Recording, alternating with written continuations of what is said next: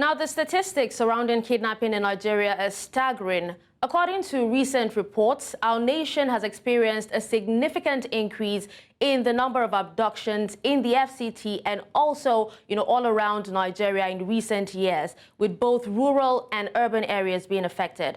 From school children to businesswomen or women or men, no one is immune to this growing threat. Now, in the case of the 5 Al-Qadria sisters, an uncle to the children was shot dead while unable to meet the demands of the bandits. The eldest sister, Nabeeha, was killed to prove a point, and that was right after they jacked up the ransom to 100 million naira from 60 million naira. The 5 victims released are Najiba, Nadeeha, their twin sisters, Habiba and Hanisa, and also Mardiya. But there seems to be a discrepancy as to the circumstances surrounding the release of the sisters. On one hand, the FCT Police Command, in a statement issued on Sunday through the PRO, said that the efforts of the command's anti-kidnapping squad led to the rescue of the victims. And on the other hand, the family is countering this claim, saying that the girls were released after ransom was paid and, in fact, not a rescue. Now, to shed more light on this is News Central's FCT Bureau Chief Amadin. Hello, Amadin. Thank you so much for joining me at this time. It's nice to have you. Thank you, Dashen. Okay, it's nice to have you on Village Square Africa. Now, can you tell us about the circumstances, surrounding the release of the Al-Qadria sisters? Okay, now, Dashen, is a very sorry situation because it's one should be coming on. It tells you that there is a lack of interagency cooperation. So we know that last week when News Central was following up on this story, you would admit that at a point in time came up on social media where a former minister of digital telecommunications and digital economy came out to say he had met 1 or 2 friends who had agreed to raise about 50 million naira as part of the ransom demand for the kidnapper. After that money was raised, we had been in close touch with the family, and we know that the family tried to contact the kidnappers to be able to start the release of the remaining girls. Between last week till sometime Saturday night, we now got information that the girls were just returning home. In fact, we were expecting them to have returned much earlier, around Wednesday last week. But around past 11 p.m. in the night, we got information that the girls had just been returned back to family. But to our amazement, the FCT Police Command quickly issued a statement saying that, that the girls were released following intense efforts by the newly established anti-kidnapping squad, newly established squad by the IGP. But less than 24 hours later, several sources close to the military were beginning to say that no, that the police were trying to take glory for what they have not done. That actually there was a military operation in Southern Kaduna where certain kidnappers were neutralized, certain Nigerians were freed from the hands of their abductors, and then they were handed over to the police as part of the agency responsible for civil matters. So now there are 3 scenarios. The first scenario is they paid ransom. The second scenario is that the police saying that they are following the operations. And that scenario are saying that no, that they were the ones that carried. All right, Amadin, but has there been, any further statement from the police or even the FCT on the release or an update on what any statement on the girls' release after the family actually came out to debunk the claim that it was the anti-kidnapping squad that rescued them? Have there been any further statements? All right, we seem to have disconnected with Amadin Uyi. We'll try to reconnect with him and, ask further questions so that he can give us updates on the Al-Qadria sisters and also the rate of insecurity in the FCT.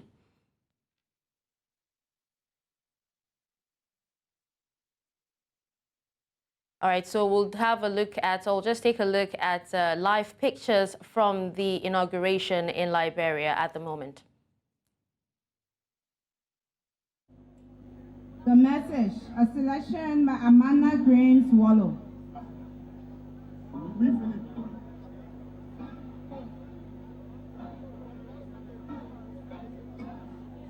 Before then,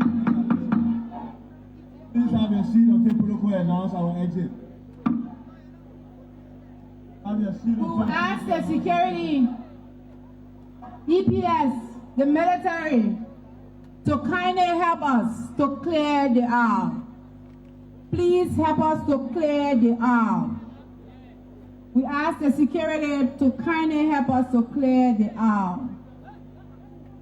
Please clear the aisle. We will need barricades for the aisle.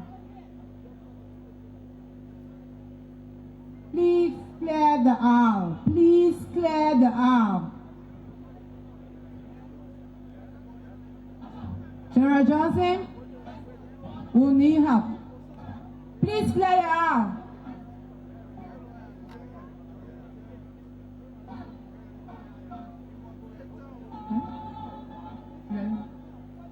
Please clear the aisle. As His Excellency Dr. George Weah, former President of the Republic of Liberia, and Mrs. Weah will depart the hall. All right, just to remind you that this is the inauguration of the new president of, or the president-elect of Liberia, talking about Joseph Boakai. And for those of you who had no idea, it seems to be chaotic at the moment because while the president was giving his inaugural speech, he seemed to show signs of dizziness after speaking for, a while. And a lot of people actually came to his attention, finding him, although it did seem like the place, like the venue was actually really hot because a lot of dignitaries were actually seen fanning themselves. So he had to be led off the stage, and I'm sure he's actually getting the necessary attention that he needs. But do not forget that, as always, we'll bring you updates on the inauguration as time goes on. All right, so it seems the president is back. Okay, so this is actually a reminder, yes, how it actually happened, how the speech ended. He was slurring and stuttering while he was taking his speech, and we actually saw someone coming to, hold him. This is the former vice president, former President George Weah, and he's actually in shock at the moment. A lot of people seem to be in shock as to what had actually happened and had no idea of the cause of what happened. But like we said earlier, the president is getting the necessary care and attention that he needs at the moment. And I'm sure that the inauguration will be in full effect, when he stabilizes.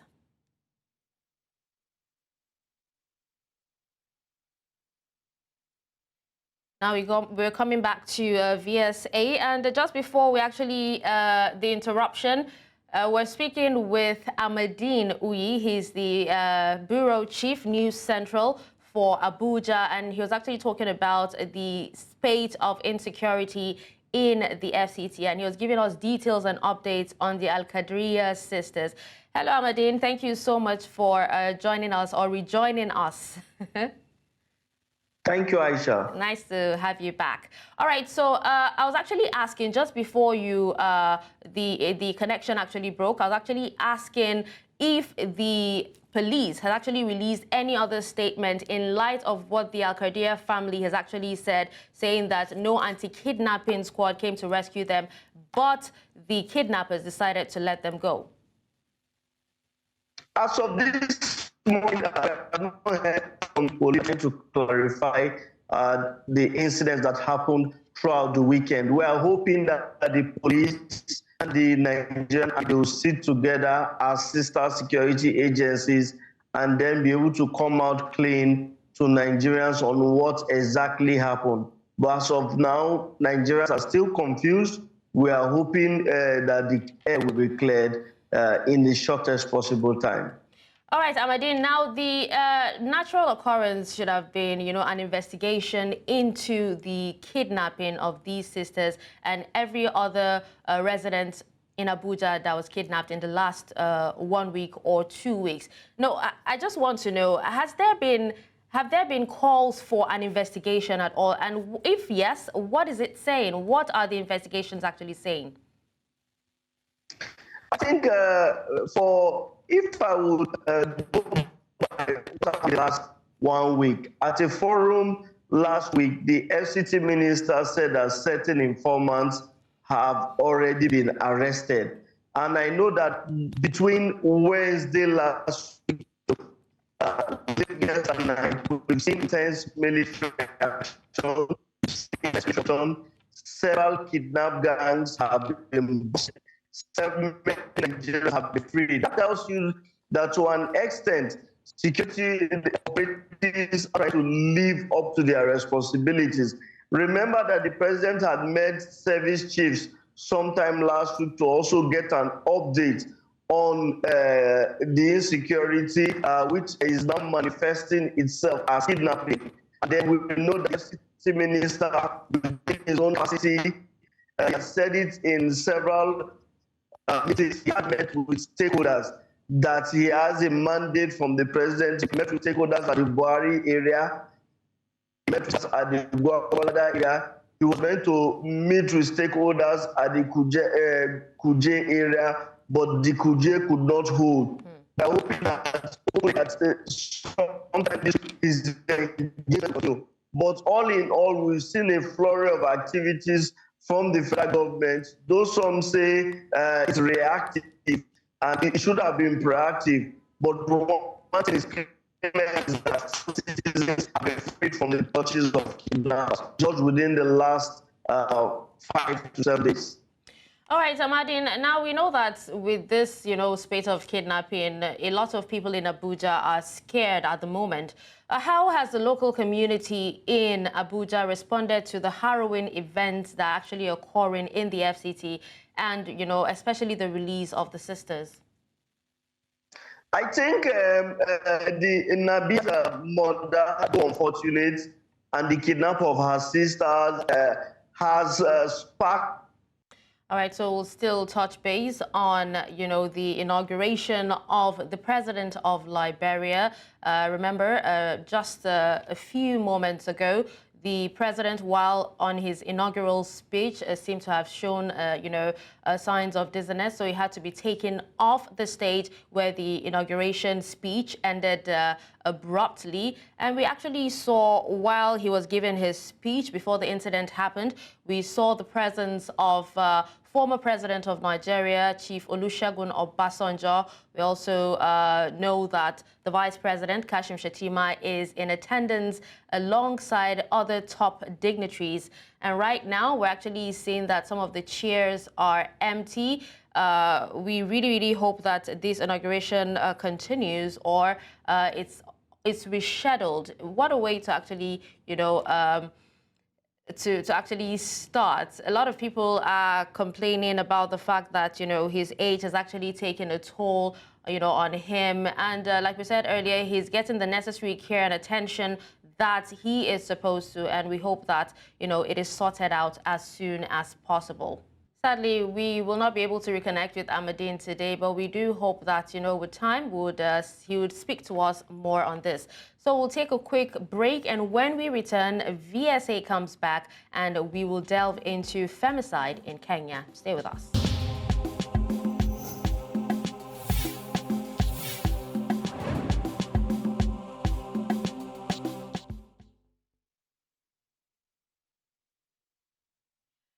All right, so femicide, the intentional killing of women, is a component of gender-based violence that not only robs women of their lives, but also denies them their basic human rights and perpetuates a cycle of fear and injustice. Now, behind each statistics lies a woman whose life was cut short, a family devastated, and a community left in mourning. These statistics surrounding femicide in Kenya are deeply disturbing. Now, according to a recent study by the World Health Organization, Kenya has one of the highest rates of femicide in Africa, with an estimated 2,000 women losing lives to gender-based violence each year. These numbers, however, only represent the cases that are reported, and the true extent of the crisis remains shrouded in silence and also in stigma.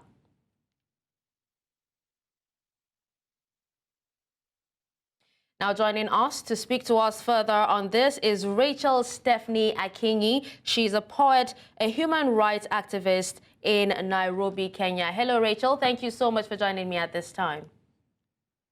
And thank you so much for having me. I'm interested. I'm delighted to have this conversation. All right, it's nice to have you as well. All right, so Rachel, can you give us a background on what the underlying causes and key factors contributing to the prevalence of femicide in Kenya is? How severe is this problem? Currently, basing on the situation that's happening on the ground, we've had at least cases have been highlighted within our media stations. It's quite a disheartening situation, and it's pretty shocking. And some organizations actually began to have a campaign regarding the same issue. For instance, Amnesty International is doing something about it.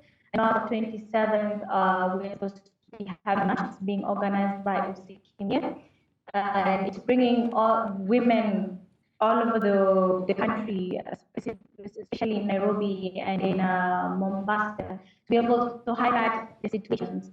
Ideally, going by the background research, of course, part of the reasons as to why this is very prevalent, or rather it's being fueled by matters patriarchy, considering the idea of the man majorly known to be in control of so many other things. And of course, considering the idea of pushing the agenda of feminism, it is highlighted that it's a challenge right now, considering the men have not been taught how to deal with a woman who's actually empowered. And so as a result, there's been a lot of conflict.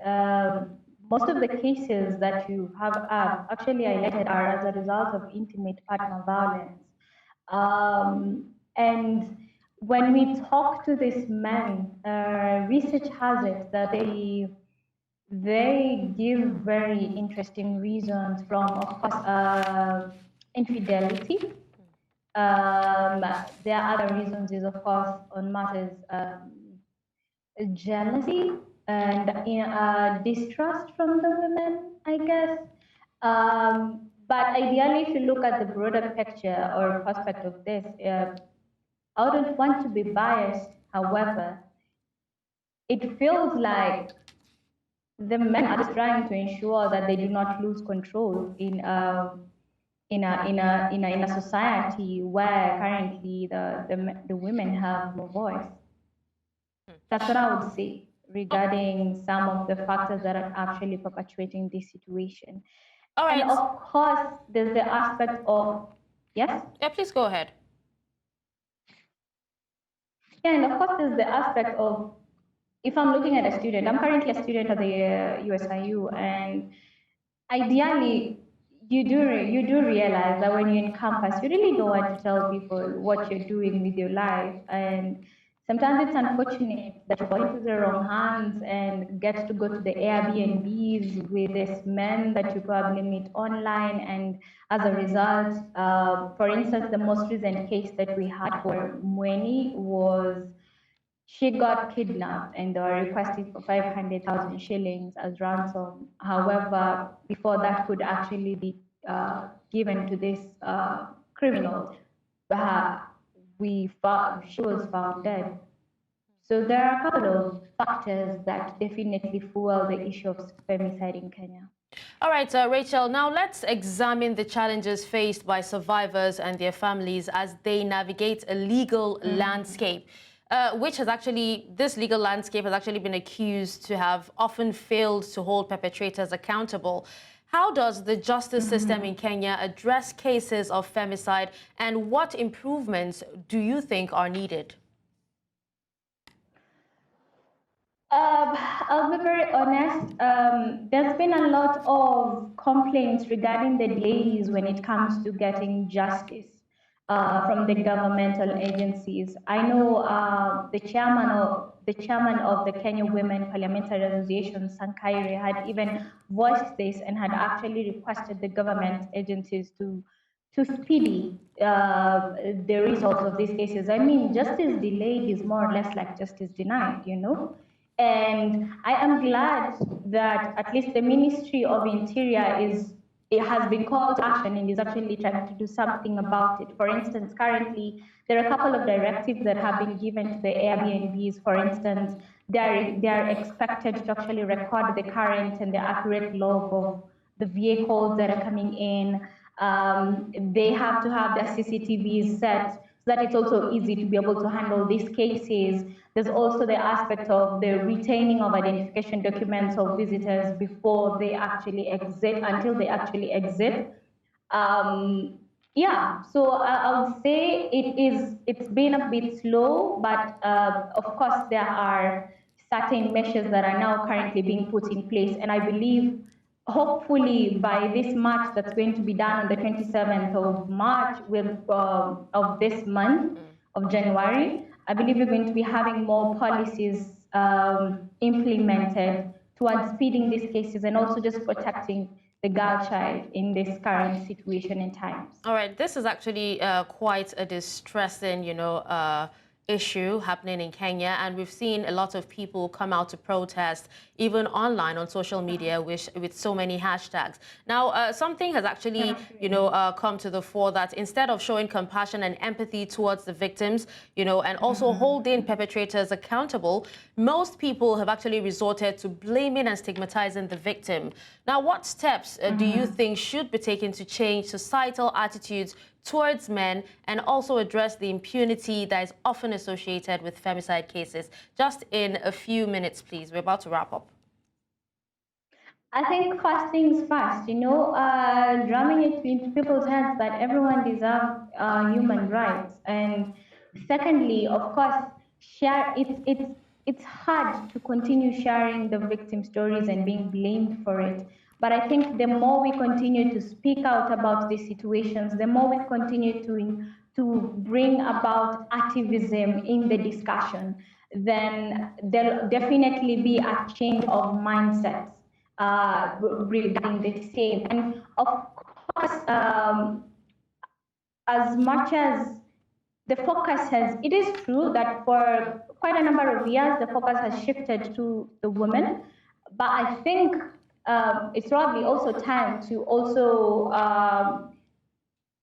educate our men on ways to actually be able to handle an empowered woman, and to stop excusing the issue. Because after all is said and done, victim blaming will not bring this person back to life. Victim blaming will not reduce the kind of pain or the scars that are left by the families who continue to mourn these persons. And I think if we bring this conversation back to the basics, to everyone is deserving of human rights, then I believe that's the beginning of so much more. And the media factor, think about it. Rita, for instance, was just 20 All right, years Stephanie, sadly, we would have to wrap up here, but thank you so much for joining us and speaking to us on this very, very harrowing and distressing issue, such as femicide that's happening in Kenya at the moment. And we really, really hope that innovative approaches are actually taken by the government to end this particular scourge. I agree. Thank you so much for having me. I believe I would have loved to have better conversation, longer conversation, but Yes, I am glad that we are actually having this discussion. Yes, indeed, Stephanie. In time, we will. Now, that was Rachel Stephanie Akiniyi, a poet and a human rights activist based in Nairobi, Kenya. And with that, we have come to the end of Village Square Africa. I hope you actually had fun with us. I will be back again tomorrow, same time, same station. I remain Dashen Usman.